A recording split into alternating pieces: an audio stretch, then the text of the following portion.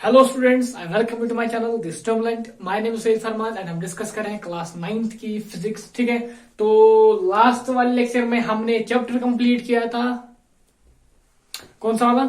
ठीक है, तो फोर्स वाला, जिसमें हमने न्यूटन लॉज पढ़े थे। उसके बाद हमने ग्रेविटेशन वाला जो रिसेंटली मोर रिसेंटली है वो ग्रेविटेशन वाला है जो हमने खत्म किया। पहला वाला मोशन का था, फिर फोर्स, फिर ग्रेविटेशन। ठीक है जी, तो अब पहुंच गए हम वर्क एंड एनर्जी पे। नया चैप्टर है हमारे टेक्स्ट में।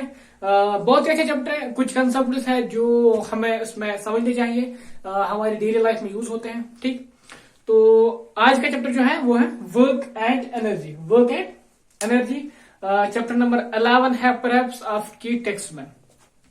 चलते हैं आज के चैप्टर की तरफ। सबसे पहले लास्ट वाला चैप्टर का मैं बोलता हूं कि अगर आपने वो चैप्टर कंप्लीटली यहाँ पे जो मैंने लेक्चर दिए हैं वो देखें, ठीक है, एंड टेक्स्ट पढ़ ली है, जो क्वेश्चन मैंने दिखाए हैं उनको फॉलो किया है, तो मैं डेफिनेटली आपको गारंटी देता हूं कि उसमें से आपको कोई भी क्वेश्चन अगर पूछा जाए किसी भी चीज के रिलेटेड तो आपको वो आएगा। ठीक है, इवन कि मैंने बहुत सारे कंसेप्ट ऐसे भी बता दिए हैं उसमें जो आपकी टेक्स्ट में नहीं है, ताकि आपको थोड़ा सा हिंट अभी से आप हिंट ले लो कि कौन सा कंसेप्ट ऐसा है कि जब आप बाद में जाओगे, आने वाली क्लास में 11th क्लास में जाओगे, तो तब आपको याद आ जाएगा कि ये हमने कहीं पढ़ा था, तो आपके लिए इजी हो जाएगा। तो क्या करना है कि वीडियोस को देख के आपको टेक्स्ट तो एक दो बार तो पढ़नी ही पढ़नी है। ठीक है, एंड जो भी क्वेश्चन टेक्स्ट में दिए गए हैं उनको सॉल्व करना है। साथ साथ चलिए बेटर है आपके लिए, अगर आपने वो टॉपिक, अगर हमने तो कोई टॉपिक खत्म कर लिया और आपने उसको पढ़ लिया टेक्स्ट से, तो आपके लिए वो ज्यादा बेटर है, क्योंकि आपकी कंसिस्टेंसी रहती है, एक रिदम रहता है आपके स्टडीज में, तो उससे एक मोटिवेशन भी आ जाती है। बाकी तो हम यहाँ पे स्टिमुलेट करने के लिए आपको पढ़ना तो खुद ही है। ठीक है, हम आपको हिंट दे सकते हैं, हम आपको कोई चीज क्लियर कर सकते हैं, कंसेप्ट बता सकते हैं, स्टिल पढ़ना आपको है, आपको ही वो समझना भी है। स्टार्ट करते हैं आज का लेक्चर, जो कि है वर्क एंड एनर्जी के बारे में। वर्क, ठीक है, पहले वर्क स्टडी करेंगे, उसके बाद आएंगे एनर्जी पे।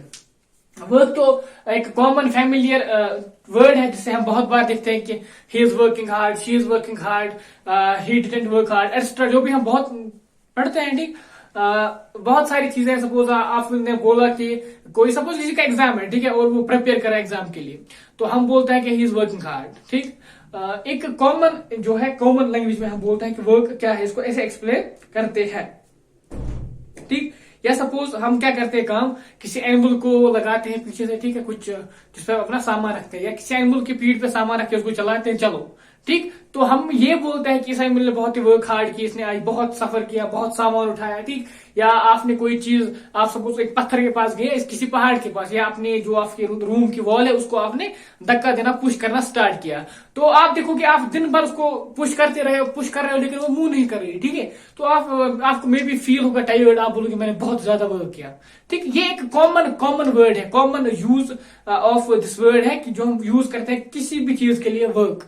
साइंटिफिक में ऐसा कोई भी कंसेप्ट नहीं है, इसको वर्क नहीं कहा जाता है। ठीक है, साइंटिफिक में अलग चीजें हैं, साइंस में अलग चीजें हैं जो वर्क को डिफाइन करती हैं। ये जो वर्क है ये कॉमन वर्ड है, ठीक है, जो हम कॉमनली यूज करते हैं वर्क के लिए। ये एक्चुअली वर्क्स नहीं है अगर हम साइंस के अकॉर्डिंग, साइंस की पर्सपेक्टिव ऑफ व्यू से देखेंगे। ठीक है, सपोज वही जो है मैंने बोला कि आप कहते हो कि कोई जो है पढ़ रहा है, रात दिन पढ़ रहा है, ठीक है, सुबह स्टार्ट करता है, अगले दिन सुबह वो उठ जाता है, लेकिन आप बोल रहे हो कि वो बहुत वर्क हार्ड कर रहा है, लेकिन साइंस में इसको हार्ड वर्क नहीं कहा जाता। ठीक है, साइंस में ये may be work he consider ना हो, क्योंकि वर्क के लिए बहुत सारी और चीजें हैं साइंस में जिनसे वर्क को डिफाइन किया जाता है। तो जो ये कॉमन वर्क हम कहते हैं, ये वो वाली वर्क नहीं है जो साइंस में है। ठीक है, साइंस वाली वर्क डिफरेंट है, साइंटिफिक वर्क डिफरेंट है। साइंटिफिक लैंग्वेज में वर्क को डिफरेंट वे में डिफाइन किया जाता है, डिफरेंट वे में अंडरस्टैंड किया जाता है। ठीक है,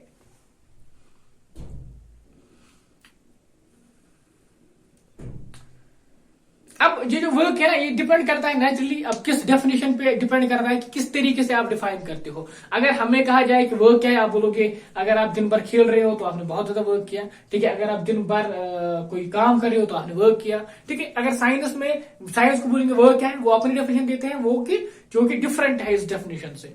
ठीक, तो आपको यहाँ पे अभी तक जो मैं बता रहा हूं ये मतलब है कि वर्क जो हम डेली लाइफ में यूज करते हैं वर्ड, उसकी डेली लाइफ में अलग मीनिंग है एंड साइंटिफिकली वो अलग एक टर्म है, उसकी अलग मायने हैं। इन दोनों में आप कंपेयर नहीं कर सकते। ये जो हम चीज बोलते हैं इसका साइंटिफिकली जो हम वर्क बोलते हैं कि हमने की, साइंटिफिकली वो वर्क हो ही नहीं सकती। ठीक है, बहुत ऐसी चीजें हैं आप बोलोगे ये वर्क है, लेकिन साइंस बोलता है, जो आपके साइंस की डेफिनेशन है वर्क की, वो बोलता है कि ये वर्क नहीं है। ठीक, तो मैं ये समझाना चाहता हूं कि वर्क डिफरेंट है। जो हम समझते हैं वर्क, वो वर्क हो भी सकती है, नहीं भी हो सकती, और जो साइंटिफिक वर्क है वही हमारे लिए वर्क है, वो हमें याद रखना है। तो साइंटिफिक कंसेप्ट समझते हैं वर्क का क्या है। ठीक है, साइंटिफिक कंसेप्ट समझते हैं वर्क का क्या है। तो सपोज अगर आपने एक कोई हम मानते हैं कोई पेबल है, ठीक है, आपने किसी पेबल को ऐसे हिट किया, ठीक, तो वो पेबल जो है चल रहा है टेबल पे। ठीक, वो पेबल जिसको आपने कोई फोर्स दे दिया, ठीक है, और उसने मूव किया। ठीक, ये आपकी पहली एग्जांपल है, सिंपल है ना।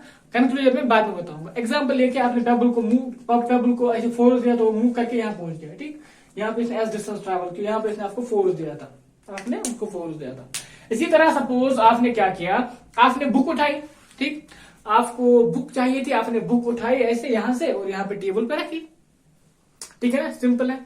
तो वहां पे क्या हुआ, आपने किसी कोई फोर्स देना पड़ा आपको, उसको आपको मूव करवाना पड़ा और टेबल पे रखना पड़ा। इसी तरह सपोज आपने क्या किया, आपने कोई चीज ले ली, कोई चीज, ठीक है, आपके कोई घर में कोई चिल्ड्रन है, उसने अपनी टॉय कार ले ली और टॉय कार को खींच के उसको मूव करवाया। ठीक है, सिंपल है। एक्सपेरिमेंट उसमें क्या हुआ, आपने खींचा और वो मूव कर गई। ठीक, तो साइंटिफिक वे में फोर्स से अगर आपने किसी बॉडी पे फोर्स अप्लाई किया और वो बॉडी मूव कर रही है, ठीक है, in the direction of force, उसको कंसिडर किया जाता है वर्क। समझ रहे हो मैं क्या बोल रहा हूं? ये साइंटिफिकली उस चीज को वर्क को बोला जाता है, उस प्रोसेस को या उस जो वो चीज है, जो वो इफेक्ट है, उसको वर्क बोला जाता है। जब आप किसी चीज पे फोर्स अप्लाई करोगे, ठीक है, और वो चीज अपनी जगह से मूव करेगी, ठीक, in the direction of force, उसको हम बोलते हैं वर्क।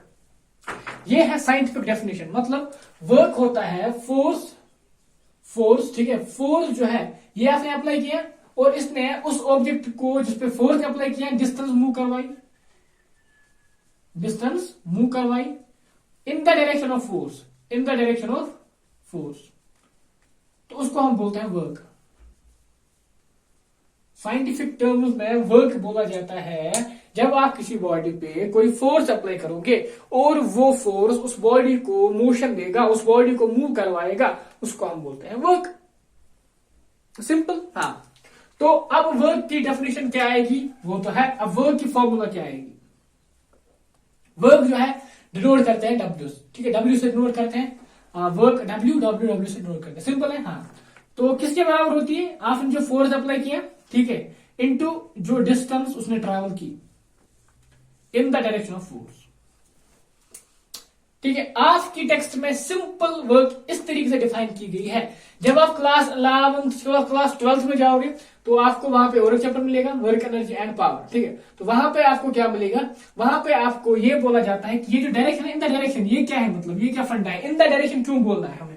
ठीक है, सपोज आपके पास ऐसा ऑब्जेक्ट है, ठीक, आपने यहां से फोर्स अप्लाई किया, क्या किया, और यहाँ पे जमीन पे है टेबल पे, ठीक है, आप देखोगे कि ये यहाँ पे पहुंच गया, ठीक है, यहाँ इस डायरेक्शन में चला गया, तो यहाँ पे तो फोर्स की डायरेक्शन ये थी ना, लेकिन ये कहाँ चला गया, यहाँ चला गया, तो यहाँ पे वर्क कैसे डिफाइन करोगे। इसीलिए ये जो टर्म है ना, in the direction of force, ये इंपॉर्टेंट है। यहाँ पे फिर वेक्टर का कंसेप्ट आता है, उसको हम डिवाइड करते हैं इस फोर्स को ऐसे, ठीक है, इसके कंपोनेंट लेते हैं, फिर हम बोलते हैं ये जो कंपोनेंट है जो along the direction of motion है, ये वाला कंपोनेंट कंसिडर होगा और यहां से हम वर्क लिखेंगे इन दो चीजों से, ये वाले डिस्टेंस और ये वाला कंपोनेंट फोर्स का। ठीक, आपके लिए अभी ये नहीं पढ़ना है, क्यों, क्योंकि आपको ये अभी समझ में नहीं आ जाएगा। आपके लिए बेटर है कि आप इस तरीके से समझो। क्या, जब आपने किसी बॉडी पे फोर्स अप्लाई किया और उसने कोई पर्टिकुलर डिस्टेंस मूव की, तो वो प्रोडक्ट उन दो का, उस फोर्स का एंड उस डिस्टेंस का, उसको हम बोलते हैं वर्क। ठीक है, अब इसके यूनिट क्या होंगे, आपसे पूछूंगा, बोलो यूनिट क्या है। फोर्स का क्या यूनिट है, न्यूटन, और उसके क्या है, मीटर। ठीक है, न्यूटन मीटर होता है वर्क का यूनिट, और इसको हम लिखते हैं सिंपल लैंग्वेज में जूल। क्या लिखते हैं, जूल साइंटिस्ट थे, ठीक है, उन्होंने हीटिंग इफेक्ट पे बहुत ज्यादा काम किया है, तो उनके नाम पे वर्क को दिया जाता है नाम, ठीक है, जूल, JOU है, ठीक है, JOU, सॉरी यहाँ पे इसको O बन गया, JOU, ठीक है। जूल जो है, जूल, एक जूल किससे बराबर होता है? 1 न्यूटन 1 मीटर। ठीक है, मतलब अगर आपने 1 न्यूटन फोर्स दिया किसी बॉडी पे, हाँ, और उसके बाद वो 1 मीटर डिस्टेंस ट्रैवल कर गई, तो आपका यहाँ पे वर्क जो आएगा वो आएगा 1 न्यूटन मीटर 1 न्यूटन मीटर। ठीक है, क्योंकि 1 newton into 1 metre is equal to 1 newton metre. 1 newton metre मतलब 1 जूल। ठीक, तो ये रहा आपका यूनिट और ये रही आपके वर्क की फॉर्मूला। ठीक है, जल्दी से अगर नोट करना है इसमें कुछ, जल्दी से नोट करो।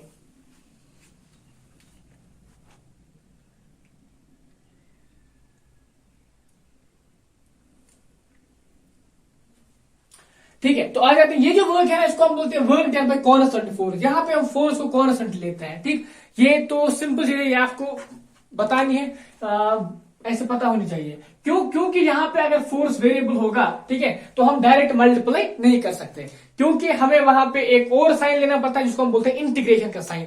अभी के लिए आपकी टेक्स्ट में सिंपल है, एक कांस्टेंट फोर्स आपको दिया होगा आपके क्वेश्चंस में, जिसको आपको सिंपली फोर्स ट्रीट करना है, एंड डिस्टेंस दी होगी जिसको आपको सिंपली एस ट्रीट करके फॉर्मूला में डाल देना है। ठीक है, दो चीजें आपको यहाँ पे नहीं आ जाएंगी। एक तो आपको फोर्स जो है किसी अलग डायरेक्शन में नहीं दिया जाएगा। ठीक है, आपको फोर्स और डिस्टेंस सेम डायरेक्शन में दी जाएगी, पहला पॉइंट। सेकंड पॉइंट, आपके लिए फोर्स जो है हमेशा कांस्टेंट रहेगा। ठीक है, सपोज 5 न्यूटन फोर्स है, ये हमेशा 5 न्यूटन लगता रहेगा, ये कम ज्यादा नहीं होगा। अगर ये वेरी होगा तो इस क्लास में नहीं होगा, नेक्स्ट क्लास में होगा। नेक्स्ट क्लास में आपको पहले वेक्टर पढ़ाया जाएगा, उसके बाद इंटीग्रेशन पहले सिखाई जाएगी, उसके बाद आपको बोला जाएगा अब फोर्स वेरी हो रहा है, तो तब आपको समझ में आ जाएगा कि फोर्स वेरी हो रहा है तो कैसे इसको सॉल्व करना है। तो अभी के लिए सिंपल है। ठीक है, सपोज अगर आपके पास एक बुक है, आपने बुक को टेबल पर रख दिया, ये टेबल है आपका टेबल टॉप। ठीक, टेबल टॉप पे आपने यहाँ पे बुक रखा, बुक को रखा, ठीक, बुक या कोई ऑब्जेक्ट, आपने इसको ऐसे मूव करवाया, यहां तक ले लिया, ये जो डिस्टेंस है ये एस है, यहां पे आपने फोर्स किया था अप्लाई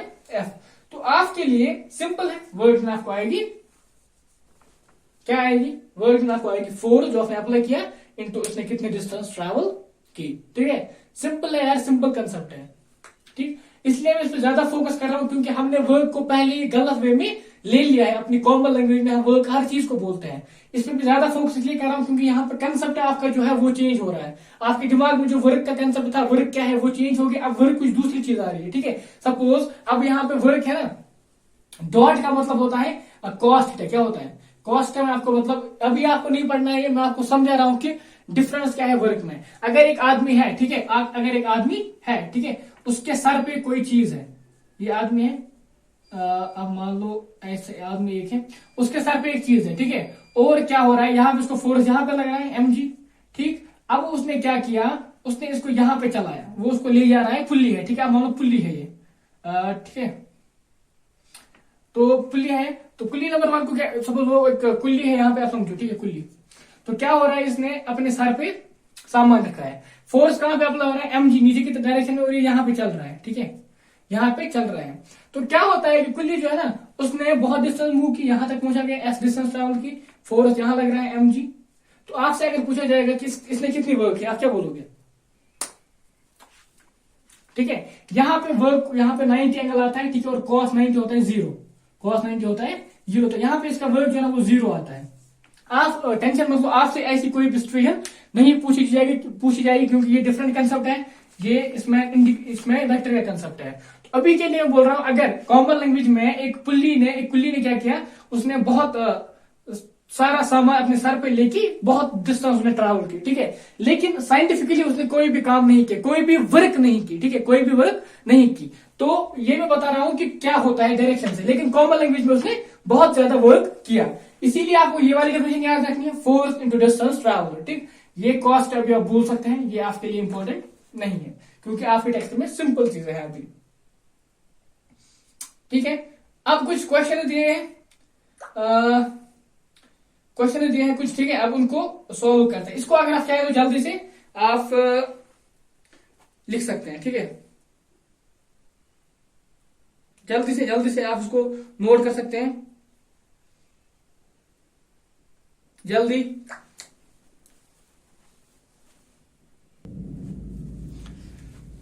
तो चलते हैं, ठीक है, क्वेश्चन 1, 2 तो दिए गए, तो इंडेक्स क्वेश्चन है जो सॉल्व किया गया है, दूसरा हमें सॉल्व करने के लिए दिया गया है। तो चलते हैं क्वेश्चन पे जो हमें दिया गया है सॉल्व करके, ठीक है, टेक्स्ट ने खुद सॉल्व किया है। क्या है, a force of 5 Newton is acting on an object. The object is displaced through 2 meter in the direction of the force. If the force acts on the object all through the displacement, then work done is 5 into 2, 10 meter, 10 Newton meter और 10 joule. ठीक है, question क्या है? अच्छा ठीक है, तो question दिया गया था, उसके बाद आंसर भी उसी के साथ है. ठीक है, तो सिंपल है, छोड़ देते इसको. एक बॉडी को हमने 5 न्यूटन फोर्स अप्लाई किया है, ठीक. उसके बाद वो 2 मीटर चली, मुझे बोला वर्क कितना है, मैंने बोला 5 न्यूटन अगर फोर्स है और 2 मीटर चली तो 5 टू 10 जूल का वर्क आएगा.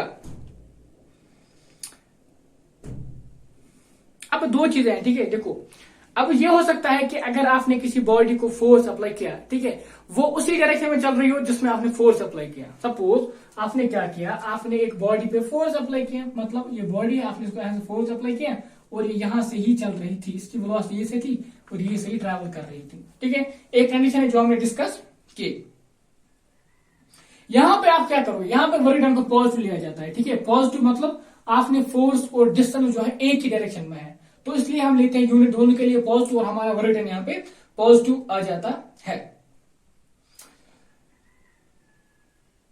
देखो अब क्या हो गया, सपोज आपने क्या किया, अब कोई चीज जो है वो चल रही है. ठीक है, ये चीज जो है इसको हमने फोर्स अप्लाई हो रहा है और ये यहाँ पे जा रही है. ठीक, आपने यहाँ पे फोर्स अप्लाई किया, क्या किया, यहाँ पे अप्लाई फोर्स किया, तो ये इसको अपोजिट डायरेक्शन में मूव करवाना स्टार्ट किया इसने. ठीक है, अब अगर आपसे पूछा गया कि सपोज दूसरी चीज, आपने यहाँ पे क्या किया, फोर्स अप्लाई किया और ये चल रही है. ठीक है, लेकिन जैसे आप फोर्स अप्लाई करें वहां से फ्रिक्शन फोर्स आ रहे हैं, फ्रिक्शन फोर्स क्या कर रहा है, इसको स्टॉप कर रहा है. ठीक है, आहिस्ता आहिस्ता स्टॉप कर रहा है, तो वर्क डन में फ्रिक्शन फोर्स क्या आएगा. ठीक है, क्योंकि वर्क डन जो है, जो वर्क डन में फ्रिक्शन फोर्स है वो अपोज कर रहा है किसको, जो मोशन हम फोर्स से करवा रहे हैं, तो वहां पे आप वर्क डन लोगे नेगेटिव. क्यों, क्योंकि फोर्स अपोज डायरेक्शन में आ रहा है. या इस तरीके से समझो, कोई चीज एक्सेलरेट कर रही है किसी पर्टिकुलर डायरेक्शन में, जैसे फोर्स अप्लाई किया तो एक्सेलरेशन आ जाएगी. ठीक है, सिंपल है ना, आपने फोर्स अप्लाई किया तो एक्सेलरेशन आ जाएगी. अब रिटार्डिंग फोर्स है. ठीक है, अब आपको क्या हुआ, आपको गाड़ी स्टॉप करनी है, आपने ब्रेक्स अप्लाई किए, जैसे ही ब्रेक्स अप्लाई हो गए, ठीक है, जैसे ही ब्रेक्स अप्लाई हो गए तो रिटार्डिंग फोर्स लग गया. रिटार्डिंग फोर्स क्या कर रहा है, जहां पे तुम जा रहे थे, इस डायरेक्शन में उसको अपोज कर रहा है. जैसे उसको अपोज कर रहा है मतलब यहाँ पे आपको वर्क डन नेगेटिव लेना पड़ेगा, क्योंकि ये जो डायरेक्शन थी, जिस डायरेक्शन में जा रहा था उसी डायरेक्शन को अपोज किया जा रहा है, उसी डायरेक्शन के अपोज में ये फोर्स अप्लाई हो रहा है जो उसको रिटार्ड कर रहा है, तो वहां पे हम वर्क डन लेते हैं नेगेटिव. ठीक है, ब्लू कलर से क्वेश्चन दिया गया है, आप मुझे लगता है खुद करेंगे. ये 7 न्यूटन फोर्स एक्ट होता है ऑब्जेक्ट पे और उसने डिस्प्लेसमेंट किया कितना, 8 मीटर. क्या मैं नहीं करवाऊंगा, आप खुद करोगे, आपके लिए होमवर्क है. ठीक है, इंटू करना है, मल्टीप्लाई करना है तो आंसर आ जाएगा. इसमें क्या करें यार. ठीक, porter lift the luggage of 15 kg from a ground and puts it on his head 1.5 metre above the ground. Calculate the work done by him on the luggage. देखो, मैंने आपको बोला था कि ठीक है, पोर्टर जो है, यहाँ पे एक चीज समझनी है आपको, पोर्टर जो है जब वो सर पे लेके सामान को चलाता है तो वहां पे वर्क डन 0 होती है. ठीक है, जब उसने सामान को सर पे लिया, सामान को उसने सर पे लिया सामान को, ठीक है, फिर चला तो वर्क डन कितनी है, 0 है. ठीक है, लेकिन अगर वो यहाँ पे खड़ा है, ठीक है, पोर्टर यहाँ पे खड़ा है, यहाँ पे सामान है, इसने इसको उठाया और सर पे रख दिया, तब कितनी वर्क डन हो जाएगी, तब एक ही डायरेक्शन. तब समझो, देखो यहाँ पे क्या है, ये सामान है ना, यहाँ पे सूटकेस मान लो आप, सूटकेस है. ठीक है, ऐसे इसकी हैंडल है. ठीक, सूटकेस, यहाँ पे कितना फोर्स अप्लाई हो रहा है, mg नीचे. ठीक है, ऊपर ये उसको उठा रहा है और फिर यहाँ पे अपने सर पे रख रहा है. ठीक है, सर पे रखा है इसने, ये इसका सर है. ठीक है जी, सिंपल है. अब यहाँ पे डिस्टेंस क्या मूव कर रहा है, ये वाले डिस्टेंस इस डायरेक्शन में, फोर्स का है नीचे की डायरेक्शन में. यहाँ पे क्या होगा, यहाँ पे वर्क डन क्या आएगा, जल्दी बोलो. ठीक है, तो यहाँ पे हम वर्क डन को किस तरीके से लिखेंगे वो देखना है. देखो क्या करना है, आपको दिया गया है 1.5 metre above the ground and 15 kg. ठीक है, सिंपल है. किसके बराबर है force, F is equal to, sorry work done is equal to, sorry marker शायद जम गया है फिर से. ठीक है, वर्क डन किसके बराबर है, वर्क डन आपका आएगा फोर्स इंटू डिस्टेंस. फोर्स कितना है, फोर्स नीचे की डायरेक्शन में mg है, m इंटू जी इंटू डिस्टेंस s. m कितना है, 15 इंटू 10 इंटू 1.5. ठीक है, ये आपका है, तो ये कितना आएगा, 225 kg मीटर, मतलब 225 जूल. ठीक है। 2 to 5 जूल आपको यहाँ पे वर्क आ गया। मतलब इसको, इस पोर्टर को अगर इसको यहां से ऑब्जेक्ट को इस डायरेक्शन में यहां तक ले जाना है, अपने सर पे रखना है, तो उसको कितना वर्क करना पड़ेगा? 2 to 5 जूल, ठीक है। लेकिन ये जो अपोजिंग फोर्स है वो इस डायरेक्शन में है, लेकिन जो हम फोर्स दे रहे हैं वो किस डायरेक्शन में है? डिस्प्लेसमेंट की डायरेक्शन में। इसलिए यहाँ पे हम साइन लेंगे पॉजिटिव। जो हमने फोर्स अप्लाई किया वर्क डन करने के लिए और डिस्प्लेसमेंट जो हमने की वो दोनों एक ही डायरेक्शन में है ना, अपवर्ड डायरेक्शन में, तो इसलिए हम यहाँ पे पॉजिटिव ले लेंगे वर्क डन को, ठीक है। जल्दी से कॉपी करो। डिफाइन 1 जूल आपसे क्वेश्चन पूछा गया है, ब्लू कलर से क्वेश्चन है। और pair of blocks exert a force of 140 Newton on a block, the field being plowed at is 5 meter long. How much work is done in plowing the length of the field? 140 Newton जो है force apply किया जाता है किस पे? Block पे, ठीक है, जिससे हम अपनी खेत को जोतते हैं। उसके बाद इसको ये कितना लॉन्ग है? 15 मीटर लॉन्ग है। तो आपको बोलना है कि यहाँ पे वर्क डन क्या होगा, ठीक है। सिंपल है, नहीं खुद कर लोगे आप, ठीक। तो ये जो आज का था ना, आज का वर्क में इतना है, वर्क में इतना ही हमारे टेक्स्ट ने भी दिया है, ठीक। आई थिंक मैंने ट्राई किया कि जो भी पॉइंट है वो मैं सारे कवर करूं। स्टिल अगर कोई पॉइंट रह गया हो तो कमेंट में बता दीजिएगा, मैं वो डिस्कस करूंगा, ठीक है। तो वर्क में आपको मैंने डिफाइन करने की कोशिश की है कि वर्क कैसे उस वर्क से डिफरेंट है जो हम रोजमर्रा की लाइफ में यूज करते हैं, साइंटिफिक वर्क से डिफरेंट है। किस वे में डिफरेंट है, तो इन एग्जांपल्स के थ्रू आपको समझ में आ गया होगा।